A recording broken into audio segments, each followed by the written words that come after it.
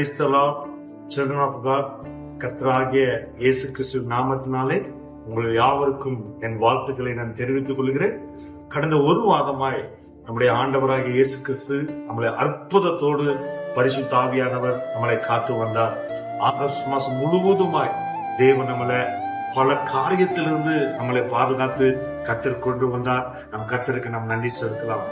பிரியமானவர்களே, இந்த செப்டம்பர் மாதத்துக்காக நான் ஜெபிக்கும் பொழுது எரேமியா 39 அதுல 18வது வசனம் இப்படியே சொல்லப்பட்டிருக்கு, நிச்சயமாய் நான் உங்களை விடுவிப்பேன் என்று சொல்லி.